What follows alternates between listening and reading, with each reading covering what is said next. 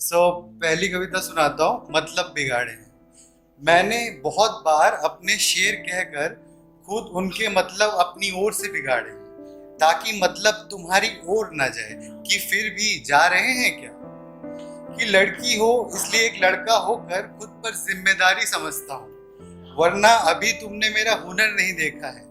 एक ऐसा शेर मैं कहूंगा कि निहाल हो जाओगी अगले पल ही तुम मेरे इशारों पर ही। कि खुद इजहार कुछ इस तरह इस कदर करना चाहती हो क्या। तुम्हें तुम्हें जिसने देखा होगा वो प्यार में पड़ गया होगा। तुम्हें जिसने देखा होगा वो प्यार में पड़ गया होगा। मुझे बहुतों को झेलना पड़ेगा, पर कि मगर मैं जो था अब वो नहीं। अगले ही पल बदल सकता हूँ कि बदल जाता हूँ मैं, कोई कुछ नहीं बोल पाएगा। बस तुम बताओ कि बेफिक्र सरेआम सी मेरी मोहब्बत बनना चाहती हो क्या।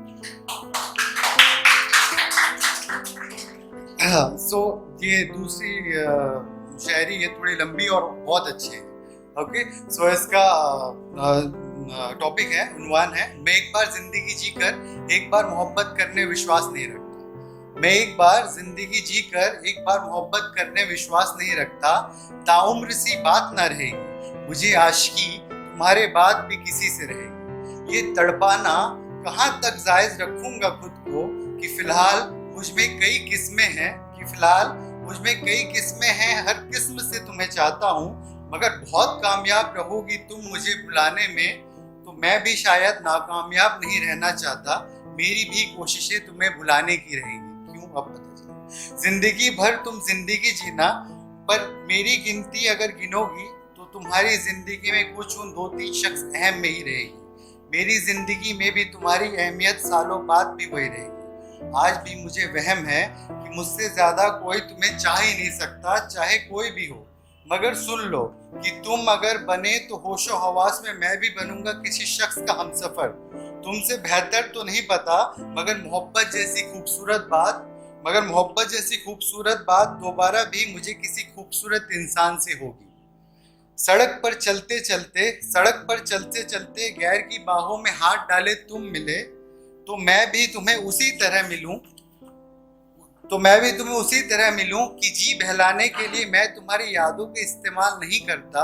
इस बात की शायद तुम्हें खुशी हो कि पहचानता हूँ तुम्हें। कभी कहीं तुम्हें अच्छा कहा था कुछ महसूस कर, तो दिल के किसी कोने में तुम अच्छे इंसान थे और हो।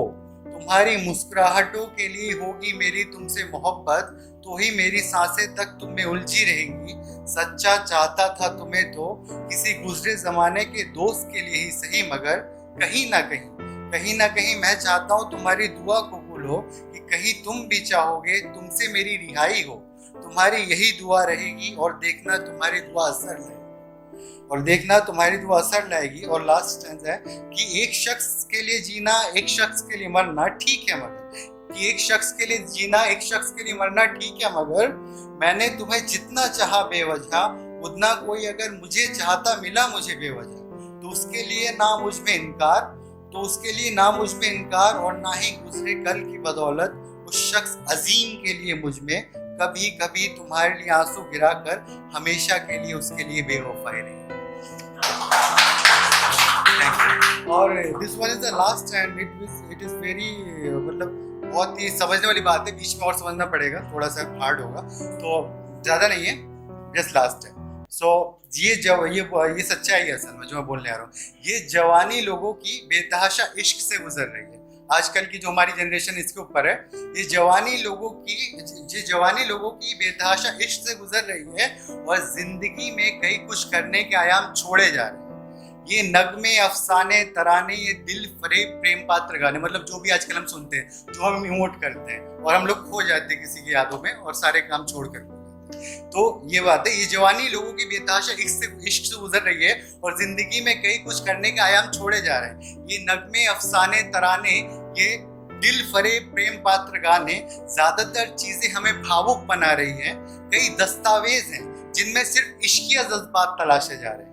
मैं खुद उसको सोचते कई वक्त गवा डालता हूँ हर पहर के, हरगिज से सोचे बगैर कि जो कुछ भी हैं इस किस्मत के, अगर उसी के बने रहे तो गलत से ही कुछ नहीं, मगर एक रोज शायद हमसे बेहतरीन के लिए हम ही वक्त से फसल तैयार ना हुई, वक्त से फसल तैयार ना हुई तो लाजमी सी मंडी से बेहतरीन हमसे फसल तैयार चुनकर जिंदगी तक के लिए हमें ठुकराए जा रहे हैं। कि प्यार व्यार अपनी जगह है, कि प्यार व्यार अपनी जगह है, कुछ होना अपनी जगह है, हम कुछ होने को भूलते जा रहे हैं, हम कुछ होने को भूलते जा रहे हैं। Thank you.